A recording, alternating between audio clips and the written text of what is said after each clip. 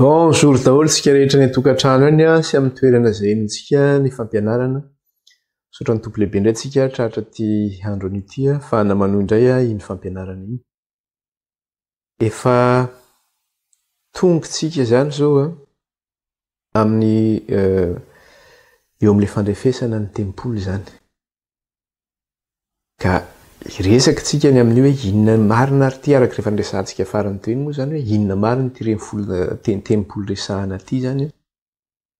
Move mbola misy araka le fanresahana farany iny hoe gamo misy tempolo fahatelo indray mbola refesina zany. Fa kay le tempolo refesina zany kay tsika le tempolo refesina zany. De ahoana ny andrefesana tsika? De izay indrindra no resahantsika eto zany ka de manaza tsika zotieno ary tenin'Andriamanitra ihany manazava ny tenin'Andriamanitra fa tsy amin'ny fahendrenana ny fahalalana. Manasa tsika araka hivavaka isika. Tompo Ray Masina sy tsara indrindro, mankalaza anao zay midera anao ary manome voninahitra anao eny mananitra avy ny anaranao zay rehetra amin'izao ka ho mandrakizay. Misaotra Tompo fa noho ny fahasoavanao no nahatratraranay ty andro an'ito indray ahafahanay hiaraka andinika sy hianatra ny teninao. Eny ny famoakevitry ny faminaniana na ny fanazavana ny teninao tokoa dia tsy amin'ny fahendrenana ny fahalalana fa amin'ny fanahinao rery ihany. Mangataka aminao indray zay ray amin'ity an'io ity, hiasany ny fanahinao amin'ny fahafenona. Sokafy ny fonay, sokafy ny sainay ray, mataranay ny sitraponao. Koa dia mampianaranay ray eo ny teninao amin'ny alalan'ny fanahinao masina fa voninkaino zay vahoakanao. Me fahendreny zay ray, me fahalalana zay takaranay ny sitraponao ny amin'ny teninao. Ka oka ny fanahinao ny asa amin'ny fahafenona ray io, ahafahanay mahafantatra izany. Reto ihany koa nefa izay ray tanatrehanao, miaraka amin'ny tsy famendrenay, ny fahalemenay sy ny fahotana rehetra zay vitanay teo anatrehanao. Eny tsy ny tsara zay sitrakay no ataonay fa ny ratsy zay sitrakay. Raha miezaka anao ny tsara izay dia tao ny ratsy no mibahana. Iza no hanafaka anay amin'ny tenan'ity fahafatesany ity? Eny Kristy, ianao nefa maty ka namonjy anay. Ka ny fahasoavanao vaminao no namonjenao anay. Ka dia mifona Tompo ny amin'ny elokay sy ny tsy fahamarinanay rehetra. Mangataka aminao zay Jesosy io afao zay amin'ny fahalemenay sy ny tsy fahatanteranay sy ny tsy fahamendrenay ary ny fahotanay rehetra. Fa raha ianao manafaka anay Jesosy dia ho afaka izahay. Dioy amin'ny rahanao zay Kristy io ho afa-pahotana, sasao amin'ny rahanao zay ho afa-keloka. Ka oka ny rahanao hanamarina anay Kristy sy hampihavana anay amin'ny raha izany an-danitra. Tahizy Andriamanitro amin'ity an'io ity. Mezotom-po indrindra zay raha hianatra sy handinika ny teninao. Eo ihany koa ray ao ny tsy fahasalamana amin'ny toerana rehetra zay enonay izao fampianaranay izao. Eny amin'izao vanim-potoana izao mbola mirongatra ny Covid Tompo ary manomboka lasatra ny hoe normal ary miverina isan-taona zany. Amin'ny resaka endrika maro samihafa satria misy karazana variant Tompo izany aretina izany. Mangataka aminao zay Jesosy io ho an'ny olona zay mieno izao fampianarana izao ka tratra izany aretina izany. Dia aoka Jesosy Tompo le diakapoka taminao ny hanasitrananao azy dia ho sitrana izy. Aoka Jesosy io le diakapoka taminao hanasitrananao zay olona voan'ny Covid amin'izao fotoana izao dia ho sitrana ny izy. Ary ninona ihany koa aretina zay mahazo ana tokantrano any, na tazo io, na aretin'an-doha io, na rhumatisme io, na tension io, na areti-tratra io, na asma io, na vai io, na aretina amin'ny sofina io, otita, na inona aretina zay mahazo Jesosy io ka hivavahana amin'izao fotoana izao sy hametrahana tanana na voatonona ny tokantrano any dia aoka Jesosy io ny diakapoka taminao ny hanasitrananao zany aretina rehetra zany dia ho sitrana Tompo izay marary ka mieno izao fampianarana izao. Dia raina ny anaranao raha akalazay ny anaranao mena voninahitra ny ianao. Eo ihany koa raha ny olona zay ampahorian'ilay ratsy amin'ny endrika maro samihafa, tsy ampatoriany amin'ny alina, tsy mamoaka rora be mivavana iny ka mitsinjatsinjaka amin'ny tany iny Andriamanitro. Ao ny sasany lasa adala mihitsy aza. Sy atinao anaovan'izay fomba ratsy rehetra, ny aseny mamafa lalana sy ny zavatra maro samihafa. Eny Tompon'Andriamanitro, ilay Satana tokoa dia tena mahavanondoza amin'ny zavatra maro samihafa. Tonga nefa ianao Jesosy hanafaka anay amin'ny famatoran'ny giadra izay ampahorian'ny devoly anay. Ka ninny Andriamanitro asan'ny devoly hoentina mampahory ny olona rehetra izay mihaino izao fampianarana izao. Dia aoka Jesosy ianao hanafaka azy ireo amin'izany. Ko mandidy izay ny asan'ny maizina, mandidy ilay devoly Satana, tsy manan-kery, tsy manam-pahefana amin'ny olona izay mihaino izao fampianarana izao, ka mampahory azy amin'ny lafiny rehetra. Ko amin'ny anaran'i Jesosy sy ny fahefan'i Kristy, ny amin'ny herin'ny razanak'ondry sy ny fofinain'i Jesosy, dia ilay vonona ianao ry Satana devoly sy ny asanao rehetra tsy mananjara, tsy manam-pahefana amin'ny olona izay mihaino izao fampianarana izao, amin'ny anaran'i Kristy. Lasa ny afo mandevina ny Satana sy ny asany rehetra.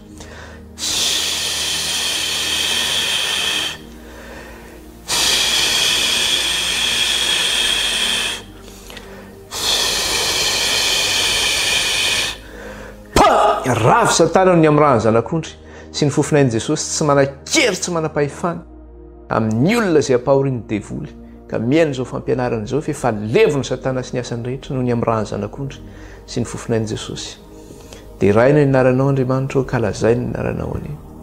Ko atsika izay efa nafahan'ny Tompo io, tonoiny ny anaran'i Jesosy, amin'ny anaran'i Jesosy. Raha mahatonina an'izany ianao dia efa nanafaka anao Kristy. Ka Kristy tokony hery sy ny fahefana rehetra.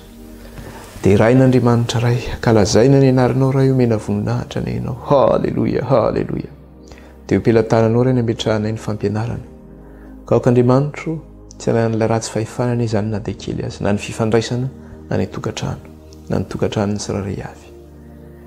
Dia mitenena raha io aminay indray ianao amin'ny teny ity favonikeny izay vahoakanao. Ny anaran'i Jesosy, halleluja. Amen. Irosoaritsika. Ny resahantsika farany izany dia izay hoe fandrefesana ny tempoly. Nomena fandrefesana izany jaune, dia hoe refeso ny tempoly izy sy ny altara izy izy, ary isao izay mivavaka ao aminy izy. Dia hoe inona ary ity tempoly ity? Fa ngahy misy tempoly fahatelo indray izy ity, satria ny taberna kely izany no natao voalohany tany anefitra. Dia rehefa avy eo tamin'ny andron'ny Salomona nanao ny tempolin'ny Salomona. Rehefa rava indray dia iny tempolin'ny Salomona iny moa, iny rava izany dia iny ihany no naverina naorina moa izany rehefa avy eo. Fa ny fanontaniana mipetraka dia ity manao hoe ngaha mbola misy tempoly hafa indray izany, hoe ho refesina indray amin'izao fotoana izao. Fa ity tempoly izay niresahany ity dia araka efa niresahantsika farany teo izany hoe haitsika ka io tempoly io dia ilay tempoly ny fanamasina izany. Itsika ny mila refesina izany. Ka zavatra hita tao anatin'izay dia zao hoe isika raha ve amin'ny mahatempoly antsika izay refesina antsika dia hoe itsika ve ho tahaka an'ireo izay sefon'ny Joda izay namindra faritany ozy izy, hoe comme ceux de chef de Juda ozy izy qui déplace les bornes. Tsika ve izy dia tahaka n'ireo sefon'ny Joda izay namindra ny faritany, zany hoe namindra refy zany izy ny amin'ny tempoly. Io refy zany Andriamanitra zany manana ny refin'io tempoly io, manana ny refin'ny faritaniny izy. Hoe zao ny refin'ny tempoly, zao ny norma tokony arahana amin'io refy io. Fa ny zavatra nisy dia zao, ny sefon'ny Joda namindra n'izay refy izay izy, tsy araka ny sitrapon'Andriamanitra, ary tonga taminy fahatezeran'i Jehova. Efa hitantsika izay tao amin'ny Hosea 5 ny 10:10. Dia inona moa ohatra ny amin'izany, raha raisina zany hoe inona moa io refy hoe nafindra io zany, dia ohatra ny zavatra hitantsika amin'izao fotoana izao. Ohatra hoe resaka hoe batisa ohatrany. Misy ny batisan'ny zazakely.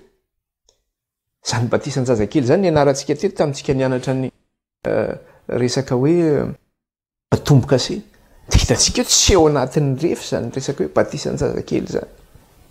Hitantsika ihany koa hoe batisan'ny Jesosy, amin'izy tsika natao batisa dia hoe amin'ny anaran'i Jesosy Kristy ilay maty tamin'ny atsasaky ny herinandro, maty araka ny soratra masina, nalevina araka ny soratra masina, nitsangana araka ny soratra masina. Ny batisa natao aminao ve manaraka an'izay refy izay hoe io Jesosy io ve nanaovana batisa anao?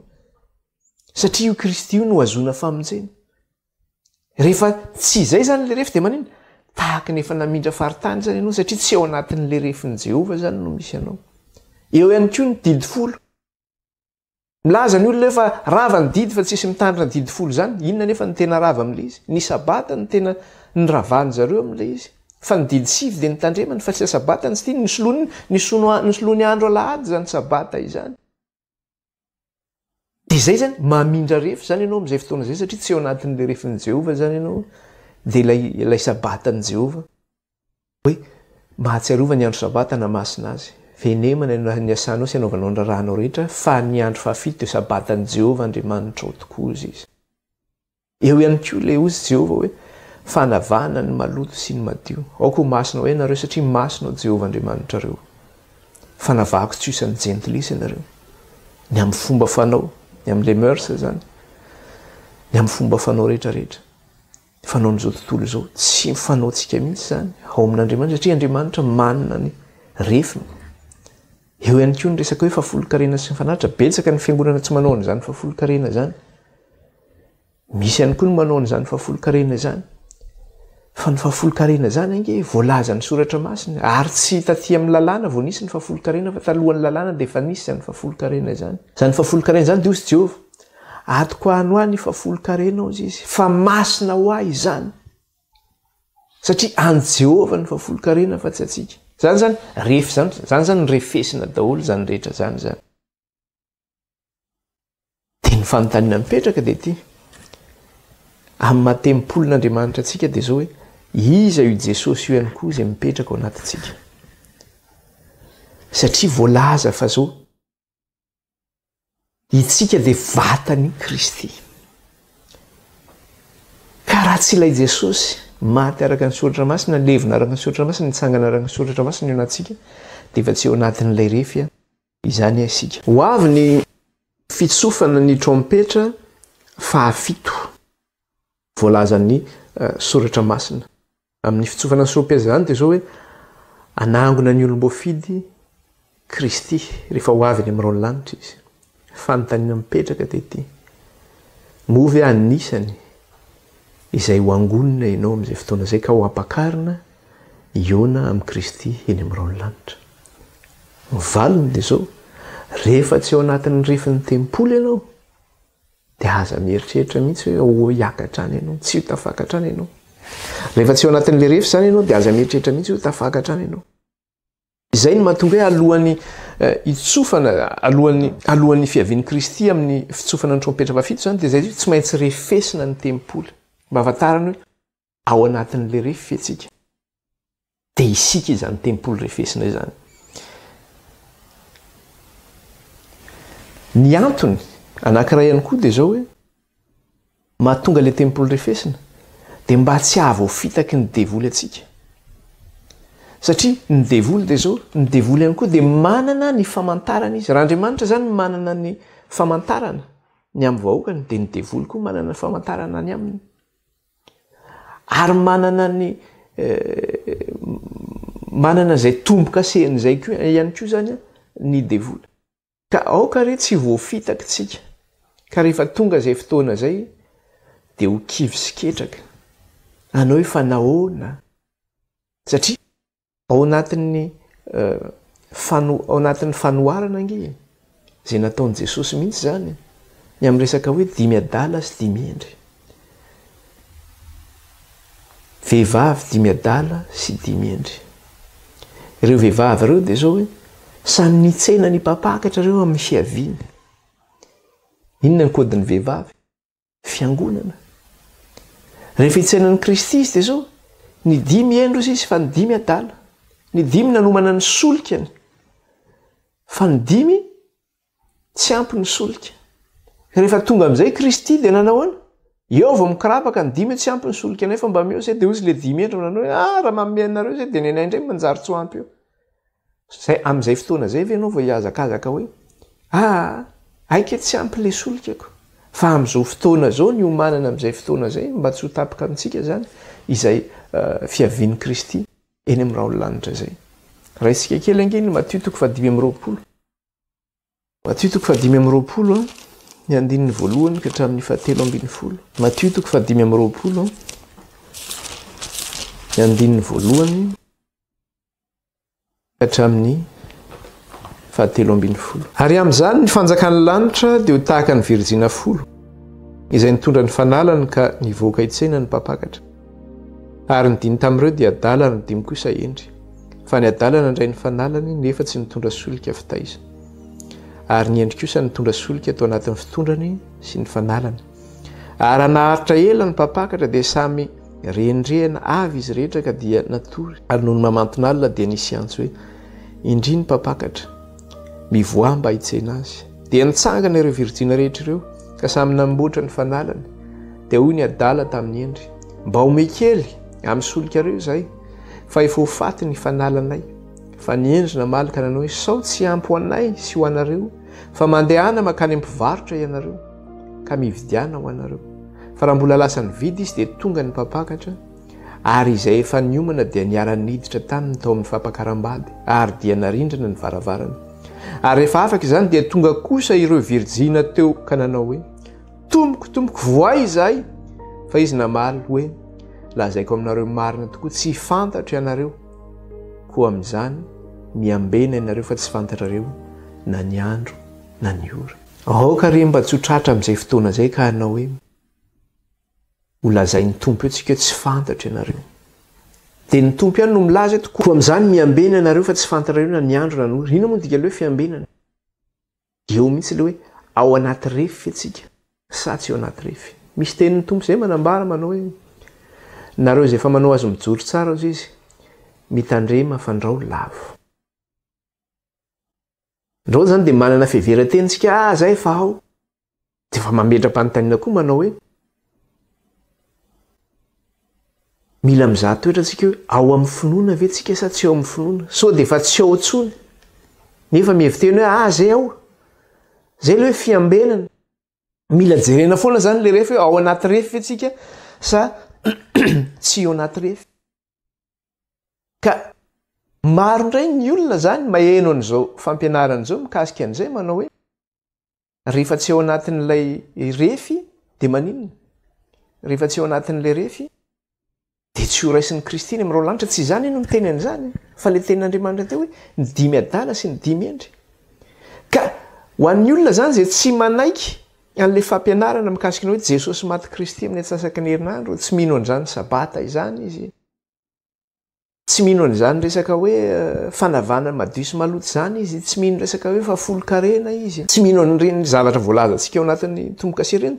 Dia miteny izy manao hoe ianao zany mieritreritra ozy izy, fa nareo izay mino an'izany, mino an' Jesosy maty amin'ny atsasaky ny herinandro zany no voavonjy. Nareo izay mieritreritra hoe manaraka ny sabata ihany zany no voavonjy, fa ny olona rehetra izay mino an' Jesosy maty zoma zany dia ho very daholo. Na hoe izay olona rehetra mivavaka amin'ny andro alahady zany dia ho very daholo. Dia izany miteny izany, tsy izany no miteny an'izany fa Kristy. Anjaranao mametraka ny fanontaniana amin'ny tenanao manao hoe mitoetra amin'ny finoana ve ianao sa tsy mitoetra amin'ny finoana? Inona moa ny atao hoe finoana? Fa ny anarantsika teto ihany koa izany. Ny finoana ozy izy dia avy amin'ny toriteny, ary toriteny dia tenin'ny Kristy. Ka ny finoanao ve mifantoka amin'ny tenin'Andriamanitra io? Tenin'Andriamanitra manao hoe mahatsiarova ny andro sabata na masina azy. Mifantoka amin'izany ve ianao? Sa ny fampianaran'ny Eglizy hoe any anay ranga maty alahady any, araka ny fomban-drazana ihany io, araka ny tradition io, izay ny tradition'ny Eglizy dia izay no raha. Dia ianao ihany no mamaly an'izay zany. Fa ianao no mamaritra ny tenanao, tahaka ilay dimy adala sy dimy endry zany.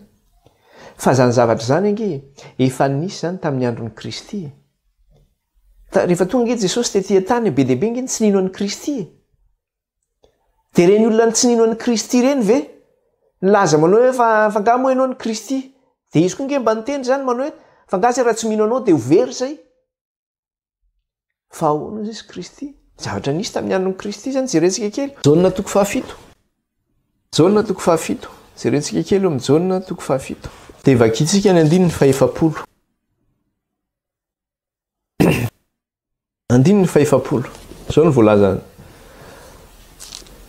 Ary ny sasany tamin'ny vahoaka raha nandray izany teny izany dia nanao hoe ity tokoa no ilay mpaminany. Betsaka zany ny vahoaka ny teny tena ity tokoa ilay mpaminany mantsy an'i Kristy. fa ozy izy ireo sefo ireo le mpamindra inona io, le mpamindra ny refiny tempolo io, le mamindra faritany io, ahoana ozy izy le sefo mantsy any vahoaka 770. Ary ny fariseo namaly azy hoe ianareo koa va voafitaka, ianareo koa va voafitaka. Ny olona zany de teneny hoe voafitaka nareo satria izy tsy nino. Misy ny betsaka ny nino zany hoe io ny mpaminany. Rehefa nirany reto misy manana mpiambina mantsy eo amin'ny tempolo, de nirany reo mpiambinareo andeha isambotra an' Jesosy, de ozy ireo lehilahy reo manao tsy mbola nahita olona miteny tahaka an'izany izay ozy izy. De ozy izy reto fariseo sy mpanorandalana, ianareo koa ve mba voafitaka? Satria ny teny izy tsy misy ozy izy na sefo na fariseo ka mino an'io lehilahy io ozy izy. 770 moa misy mpanapaka na fariseo mba nino azy. De zao ny teneniny 770 fa voaozy ny reto vahoaka ireto izay tsy malala ny lalàna, satria zareo zany mihevy tena hoe zareo malala le lalàna, zareo no malala le fahamarinana. Ireo le miaro ny lahady reo le miaro hoe maty zoma Jesosy, reo tsy mila manao zafafolo kareny zany fa tamin'ny andron'ny testamenta taloha zany fefa foana ny lalàna. Ireo manitsakitsaka lalàna ireo miteny hoe madio avokoa ny zavatra rehetra, azo hoanina daholo ny zavatra rehetra. Mihevy tena zany izy io manana ny mahalala ny lalàna. Fa za de tsy mahalala fa tsy tia baiboly ty any. Tsy manaraka tradition hoe zao inona ny voalaza ny soratra masina de zay no rahana. Andriamanitra nge raha ihany, tsy misy andriamanitra anankiroa. Hoe ty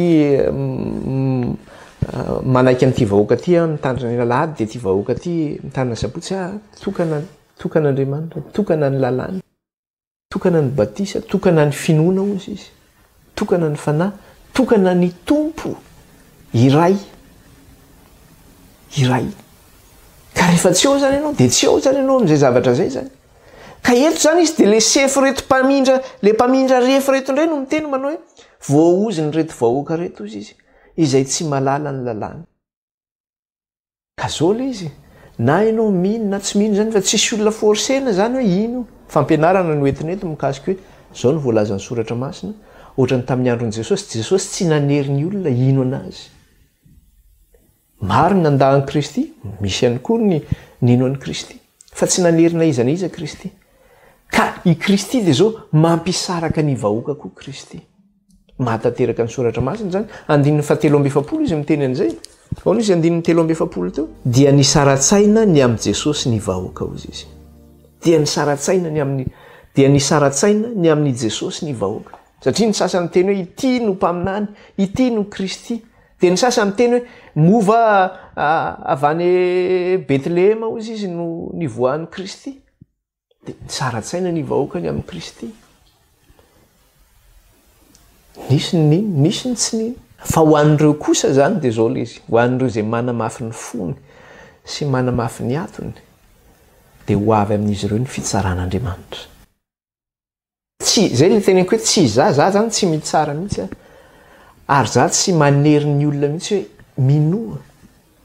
Fa ny fanahy no aoka hiasany amintsika any, resy lahatritsika, resy lahatra. Tsy resy lahatritsika de safiditsika zany zay. Fa ho atsika kosa zay manamafy fosy sy manamafy atoka, de tonga amin'iny, tonga amintsika le fitsaran'Andriamanitra. Raha fatatsika hoe marina le teny kanefa tsy arahantsika, de tonga amintsika le fitsaran'Andriamanitra. Jaona 7:7. Jaona 7:7.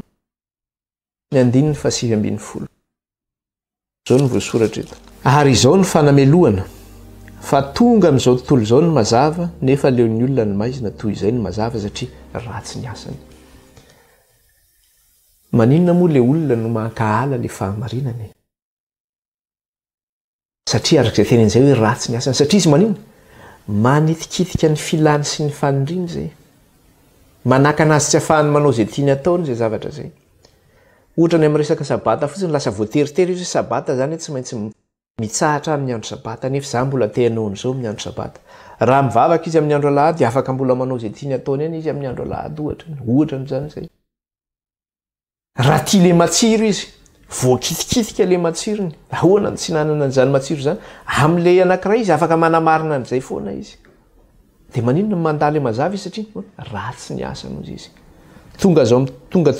ary zao ny fanamelohana ozy izy tonga amin'izao tontolo izao ny mazava nefa leo ny olona ny maizina toy izay ny mazava satria ratsy ny asany dia betsaka ihany koa mbola hiteny manao hoe dia nareo zany tena mihevy tena nareo mihitsy hoe manana ny marina fa izay ny diso jereo reny tamin'ny andro ny fanavozana ra-pivavahana itenynareo hoe Henri Jean Hus, Henri Calvin, Henri Luther, Henri William Miller, naoankory madamo ety reny olona reny ny akabeazany zany ohatra hoe tamin'ny andro ny Luther na Calvin na Jean Hus mbola tsy nalalan'izany sabata zany mbola tsisy fanavahana ny madio sy maloto zany ao ny tamin'ny andron'ny William Miller na ary madamo ety mbola tsy nino an'izany Jesosy maty amin'ny atsasaky ny herinandro zany mbola tsy fantatra zany tamin'izany dia hitenitsika manao hoe dia reny olona reny zany very daholo reny nefa reny ny tena nanao teo amin'ny fanavozana ara-pivavahana zany reny olona reny dia zao fotsiny zavatra teneniko atsika tena nanao namerina ny maro tamin'ny fahamarinana reny olona reny ary nisy fahamarinana hitany tamin'izany fotoana zany fa nisy kosa mbola tsy hitany izay hitantsika amin'izao fotoana zao nomen'Andriamanitra atsika satria ny fahamarinana dia zao nomen'Andriamanitra au fur et à mesure au fil des siècles zany hoe nomen'Andriamanitra miandalana zany le fahamarinana tamin'ny fotoana izay namen'Andriamanitra anazy amin'izao fotoana zao io ny fahamarinana men'Andriamanitra atsika zany akory tsy midika hoe satria zareo tsy nanaraka ny sabata tamin'izany fotoana zany dia hoe diso izy satria mbola tsy fantany zany tamin'izany fotoana izany ao ny hoe tsy nanaraka an' Jesosy maty tamin'ny 3 andro sy 3 alina dia hoe diso izy mbola tsy fantany zany tamin'izany fotoana izany satria nahoana Andriamanitra dia zao Dieu ne regarde pas le temps d'ignorance Andriamanitra amin'ny mijery ny andro ny tsy fahalalana ozy izy Andriamanitra zany tsy mijery n'izay andro ny tsy fahalalana zay fa ankehitriny kosa Andriamanitra dia zao miantso ny olona rehetra ninona ibebaka rehefa fantatrao zany le izy ampahafantarin'Andriamanitra anao dia tsy afa-miala zany ianao fa miantso anao Andriamanitra ibebaka fa tsy afaka namaritentsika hiankina milasa manao hoe satria izy tsy nanao an'izao dia ahoana zany izy ange mpilatanan'Andriamanitra izy Andriamanitra monjy azy fa ianao izay malala io anio raha mien'ny feoko anareo izy izy aza manamafy ny fonareo tahaka ny tamin'ny andro fahasosorana izy izy aza manamafy ny fontsika isika jerentsika ty amin'le asan'ny apôstôly 7:70 asan'ny apôstôly 7:70 ny 9:70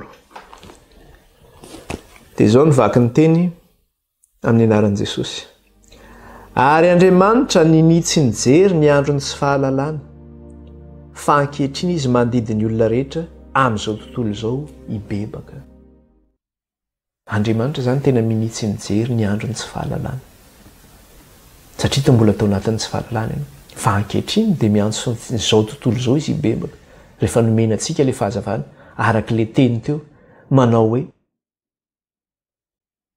fa tonga amin'izao tontolo izao izy ny fanamelohana ozy izy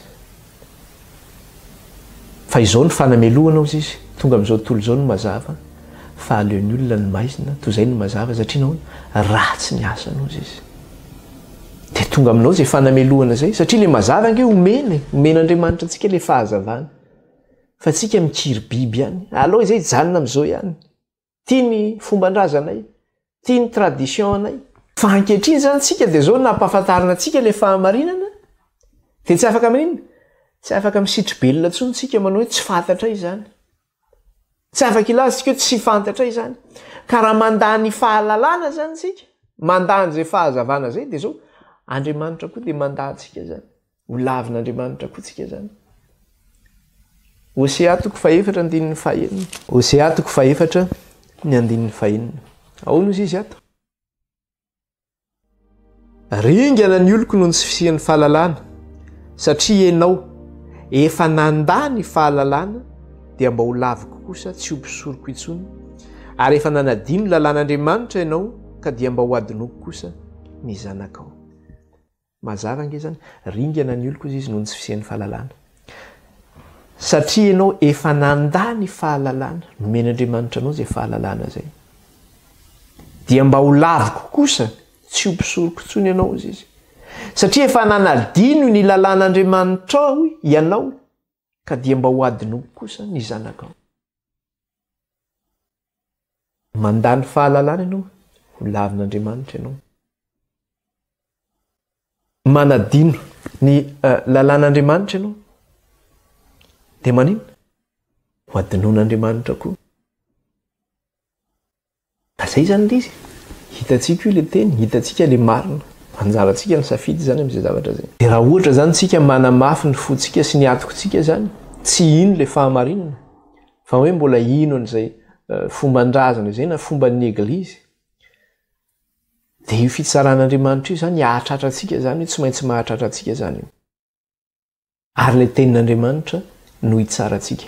Izy io tenin'Andriamanitra io fa Jesosy Kristy io tenin'Andriamanitra io. Jaonina toko 7:7-8.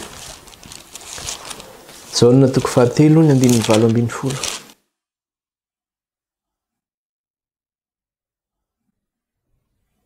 Jaonina toko 7:7-8.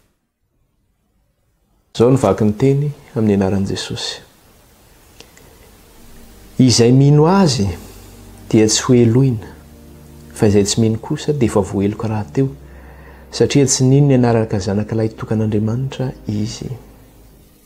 Izay mino azy dia tsy ho eloina, fa izay tsy mino dia efa voaheloka raha teo, satria tsy nino ny anaran'ny zanak'ilay tokan'Andriamanitra izy. Tsy iza io fa zanak'ilay tokana io, fa io nge le tenin'Andriamanitra io. Dia araka le teny teo, ary ny fanamelohana ozy izy dia zao. Tonga amin'izao tontolo izao ny fahazavana fa naleon'ny olona ny maizina, satria ratsy ny asany. Fa Andriamanitra kosa nefa dia zao, efa nanendry andro anankiray hitsarana amin'ny alalan'i Jesosy Kristy. Asan'ny apôstôly toko 7:10. Andininy faraika amin'ny telopolo. Asan'ny apôstôly toko 7:10 andininy raika amin'ny telopolo. Satria izy efa nanendry andro iray izay hitsarana izao tontolo izao amin'ny fahamarinana. Ahoana tsara hoe amin'inona ny hitsarana izao tontolo izao? Nanendry andro anankiray ozy izy hitsarana izao tontolo izao amin'inona? Amin'ny fahamarinana. Io fahamarinana izay teny nomena io, le vérité zany. Dia inona io hitsarana izao tontolo izao amin'ny fahamarinana io? Dia Jesosy Kristy io resahana io. Satria izy efa nanendry andro iray izay hitsarana izao tontolo izao amin'ny fahamarinana amin'ny alalan'ny lehilahy izay voatendriny. Amin'ny alalan'ny lehilahy izay voatendriny izy. Tsy eo amin'ny tapany voalohany io ihany no raisitsika. Andriamanitra efa nanendry andro hitsarana izao tontolo izao amin'ny fahamarinana. Fahamarinana izay menantsika rehetra io amin'ny alalan'i Jesosy Kristy. Dia Apokalypsy toko 7:10 moa izy efa hitantsika iny. Ary amin'ny 9:12 sy ny 7:10 ny anarany dia ahoana izy izy? Ny anarany dia ny tenin'Andriamanitra izy izy. Ny anarany dia ny tenin'Andriamanitra. Tonga Jesosy midina eny amin'ny ranon'ny lanitra. Arahan'ny anjely rehetra izy. Amin'ny hery sy ny fahefana lehibe jerentsika kely nge. Ao amin'ny Apokalypsy toko 7:10. Satria io le zavatra teneniny eto hoe nanendry andro anankiray izy hitsarana ny olona izy izy amin'ny fahamarinana amin'ny alalan'ny lehilahy anankiray. Dia rehefa tonga tokoa izay fotoana zay, ety amin'ilay toko 7:10 izy, dia hitantsika eo izay endrika zay. 9:12 dia hono izy 9:12. Ary nahita ny lanitra voasokatra ka indro nisy soavaly fotsy, ary izay nitaingina azy dia atao hoe mahatoky sy marina. Io le zavatra niresantsika teo amin'ny fahamarinana dia le lehilahy izy efa voateny amin'izay. Ary nahita ny lanitra voasokatra ka indro nisy soavaly fotsy, ary izay nitaingina azy dia atao hoe mahatoky sy marina. Ary amin'ny fahamarinana no hitsarany sy adiny. Amin'ny fahamarinana no hitsarany sy adiny. Io le resahana teo. Ka ianao zany mandany io fahamarinana io ihany no hitsarana anao zany. Amin'ny fahamarinana no hitsarany sy adiny. Dia toizantsika ilay izy aty amin'ny 9:13. Dia ahoana izy 9:13. Ary ny akanjo voafafy izy, ary ny anarany atao hoe ny tenin'Andriamanitra.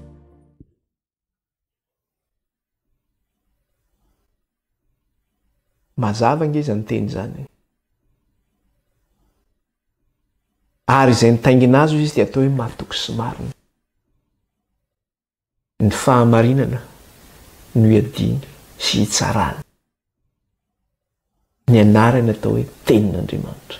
Io tenin'Andriamanitra ihany no hitsarana antsika rehefa ho avy Kristy amin'ilay lanitra. Tsika mandany io tenin'Andriamanitra io. Tsy io ny hitsara antsika zany io. Ao izay mikasika an'iny fa hotoizantsika ny lesona. Ny antony zany dia zao hoe satria mantsy ny lesontsika eto dia zao. Tao anatin'ny fitsofana ny trompetra fahenintsika dia tapaka indray zany le fitsofana ny trompetra fahafito tsy tonga dia nitoy. Fa nisy zavatra natsofoka tao anatiny tao. Inona ny zavatra natsofoka tao? Dia hitantsika tao ny mikasika le boky kely, bokin'ny Daniel. Dia hitantsika tao indrindra ihany koa satria ao anatin'le boky kely izay ny voan'ilay hoe mila refesina indray zany ny tempolon'i Jehovah. Dia ohatr'izay ihany koa ny zavatra hitantsika nefa tany amin'ny tombo-kase fahaenina. Rehefa avy nisokafana ny tombo-kase fahaenina dia tsy tonga dia nisokafana ny tombo-kase fahafito. Fa inona ny zavatra nisy zavatra natsofoka tao anatiny tao zany. Dia ny vahoaka an'Andriamanitra izay tsy maintsy asiana iny, asiana ny tombo-kase an'Andriamanitra mba ho velona ny vahoaka an'Andriamanitra, mba tsy ho tratra ny loza zany. Zany hoe alohany hamahana ny tombo-kase fahafito dia zao hoe tsy maintsy asiana ny tombo-kase ny vahoaka an'Andriamanitra dia ilay tombo-kase an'Andriamanitra zany mba ho velona ny vahoaka an'Andriamanitra. Ary fantatsika tsara fa rehefa tonga ny tombo-kase fahafito dia io manambara ilay fiavian'Andriamanitra io zany. Nitsofina indray ny trompetra fahaenina dia tsy tonga dia nitoy eny tsoka ny trompetra fahafito. Fa mbola naninona indray? Mbola nampafantarina antsika mikasika ilay boky kely ny amin'ny Daniel, ary tsy maintsy hoe refesina indray ny tempoly. Dia izy io tempoly refesina io, dia io ilay vatan'i Kristy io, ny fiangonana zany io. Ny antony hoe andrefesana an'io tempoly io dia zao hoe mba hahafahana mirestore indray an'ilay tempoly, na hoe manavao indray ilay tempoly, mamerina azy ao anatin'ny maridrefy, ao anatin'ilay refin'Andriamanitra izany. Ka rehefa voarefy zany io tempoly io, rehefa tavaverina ao anatin'ny refy ny vahoaka an'Andriamanitra, dia izay vao tsofina ny trompetra fahafito, ary Kristy andray ny fanjakana. Zay zany ny zavatra resantsika. Ka io trompetra fahafito io zany tsy ho tsofina io raha tsy voarefy zany le tempolin'Andriamanitra. Raha tsy tafaverina amin'ny restauration zany izy, raha tsy voavao indray ny vahoaka an'Andriamanitra zany. Ka alohan'ny fanjakan'Andriamanitra zany, alohan'ny fanjakan'Andriamanitra dia izay hoe raha mamitana ny zavatra resahana teo izay dia hoe ny vahoaka an'Andriamanitra aloha zany dia zao hoe tsy maintsy mandray ilay tombo-kase an'Andriamanitra ary tsy maintsy voarefy ao anatin'ilay refin'Andriamanitra. Ary izay zavatra anankiroa zay nefa resaka hoe tombo-kase an'Andriamanitra sy fandrefesana ny tempolin'Andriamanitra dia zavatra ray ihany no resahan'ireo. Zavatra ray ihany no resahan'ireo. Aspect différent no asehony, endrika anankiroa ny asehony, ny anankiray amin'ny endrika tombo-kase, ny anankiray amin'ny endrika tempoly, fa zavatra anankiray no resahan'ireo zavatra ireo. Ary mba hahafahantsika zany manazava an'izy io dia zao tsy maintsy miverina zany sika any amin'ny refin'ny tempoly tany aloha. Miverintsika zany any amin'ny tabernakely, miverintsika any amin'ny tempoly.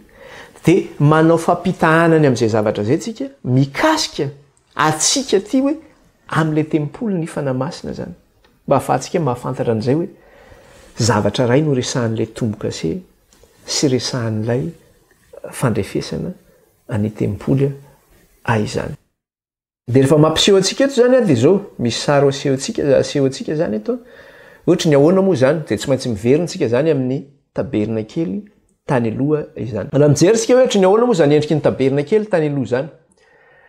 Dia ny tabernakely tany aloha zany dia zao hoe dia alefako amin'ny sary eto zany le izy no manazava kely le izy ihany zany. Ny tabernakely tany aloha zany dia zao hoe misy fefy zany izy io. misy fefy zany ary ny endrika an'izy io zany dia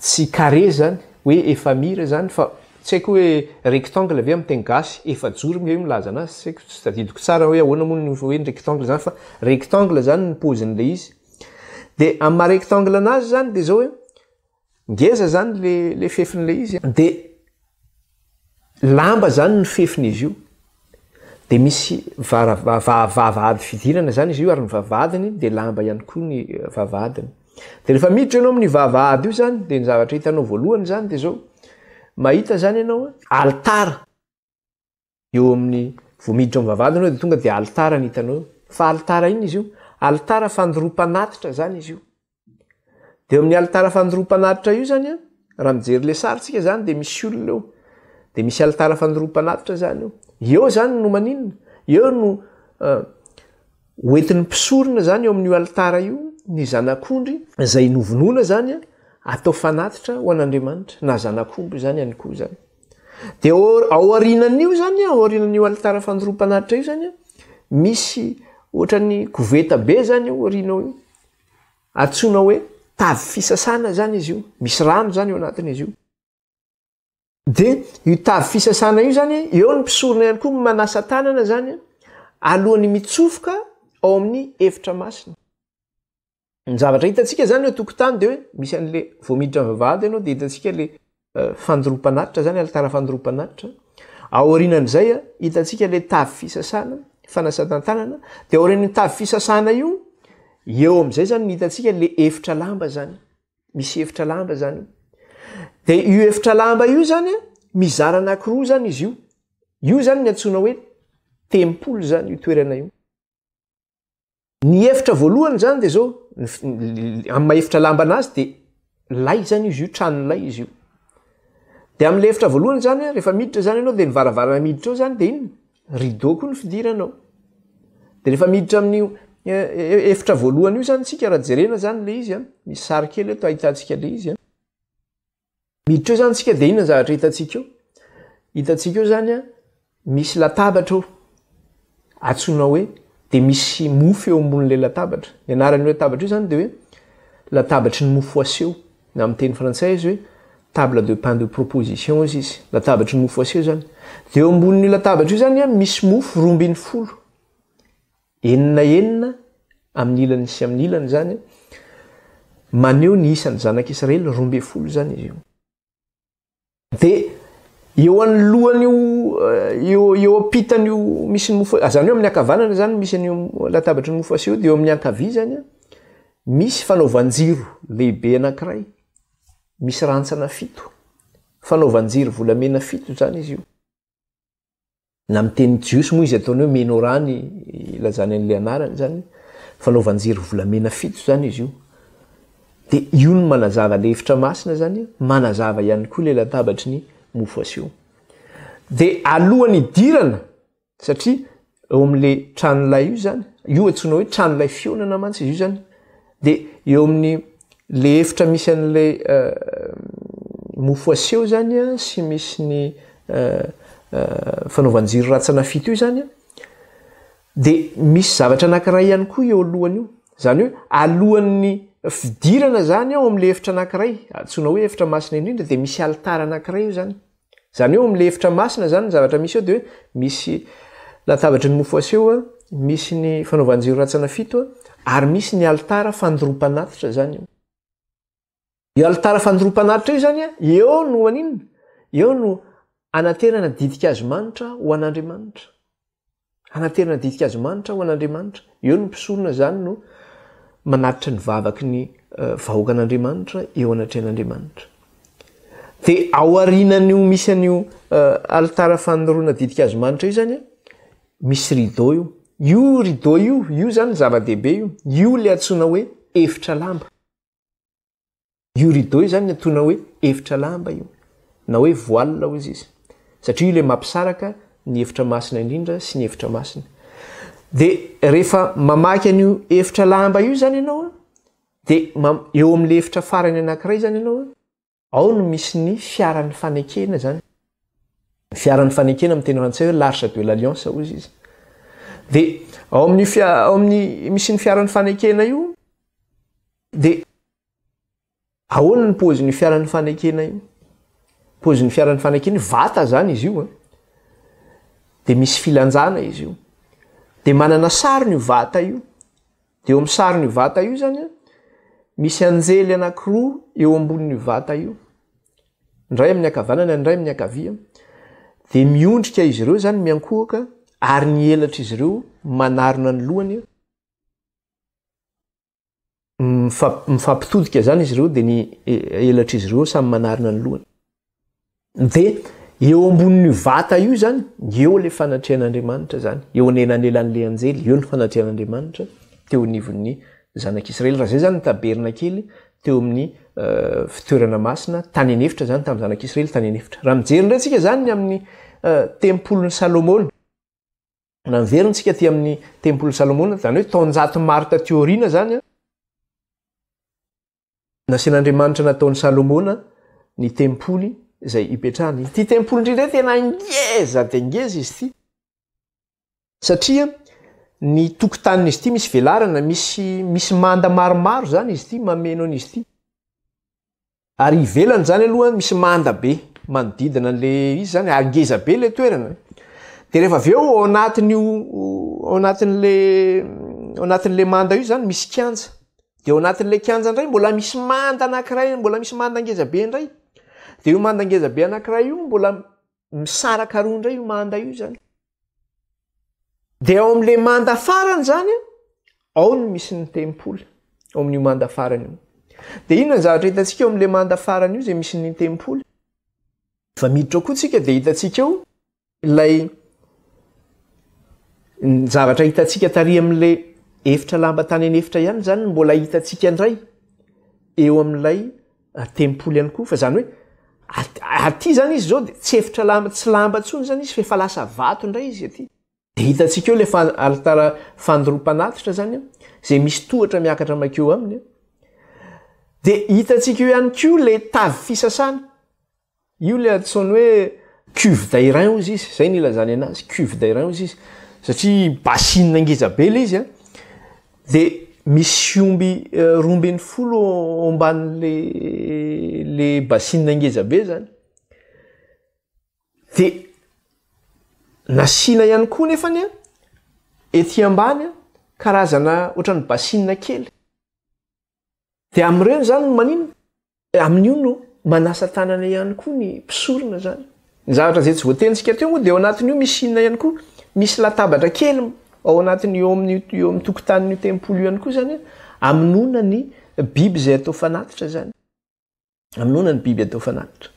Zay zany hoe ny zavatra hitantsika tary amin'ilay tabernakely zany ny efitra lamba tany anefitra dia hitantsika atao amin'ilay tempoly tamin'ny andron'ny Salomona zany fa natao vato zany izy io. Dia hitako asehoko amin'ny sary eto moa izy dia hitantsika eo daholo zany na le vue éclaté an'le izy ary izany. Rehefa miditra zany tsika eo amin'ny efitra masina indray, dia inona ny zavatra hitantsika eo amin'ny efitra masina? Dia hitantsika eo ilay zavatra hitantsika tary amin'ny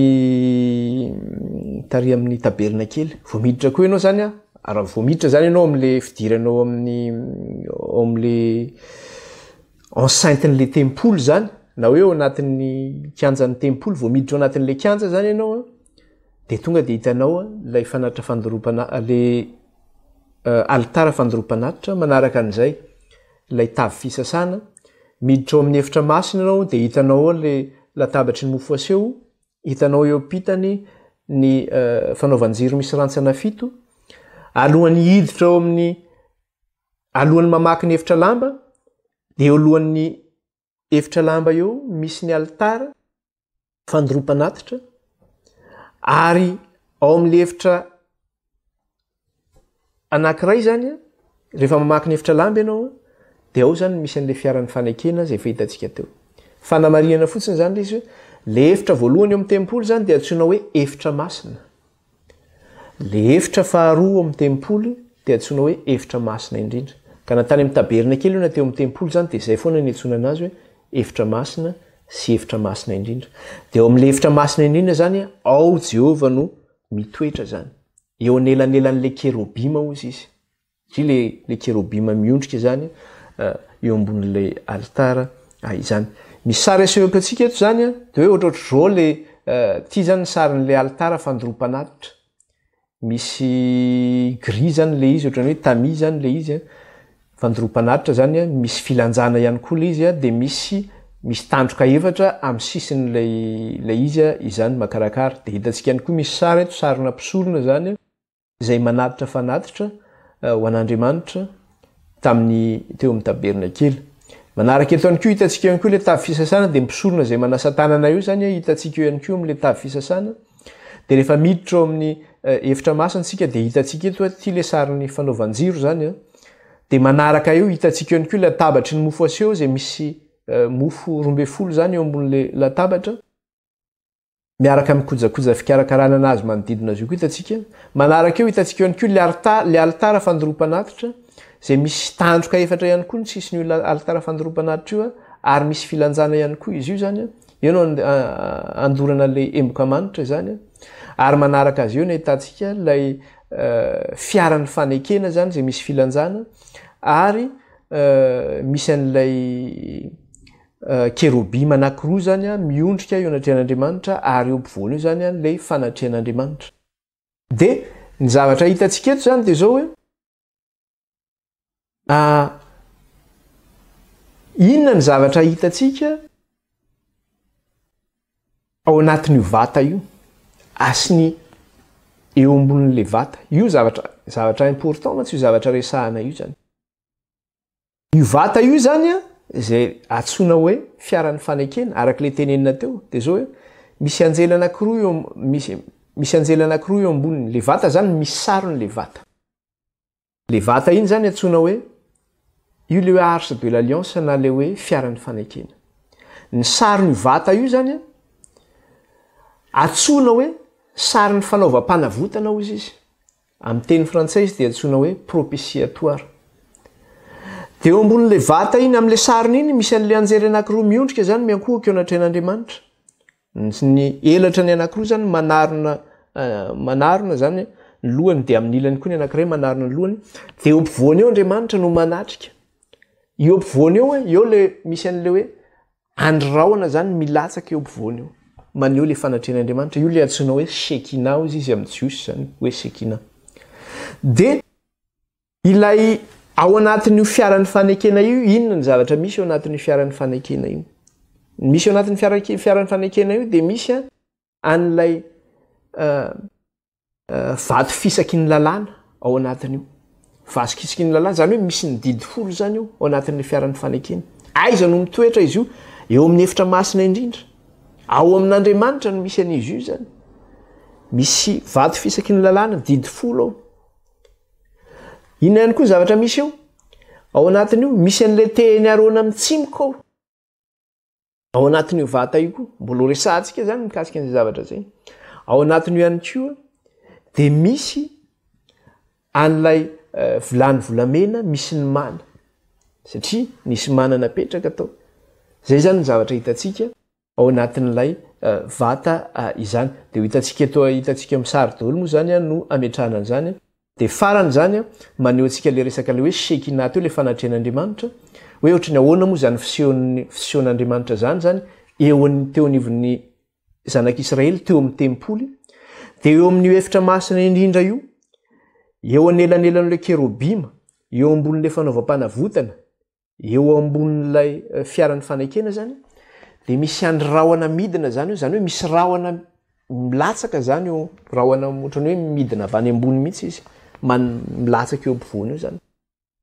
Maneho le fanatrehan'Andriamanitra. Rehefa amin'ny andro mazava zany de iny andro rahona iny zany no mipetraka eo ambon'io efitra masina indrindra io, eo ambon'le fanaovam-panavotana, maneho le fanatrehan'Andriamanitra eo amin'Israely. Ary rehefa tonga ny alina de misy sary koa asehoaka antsika eto. De lasa mivady afo iny fanatrehan'Andriamanitra iny, lasa andry afo indray zany.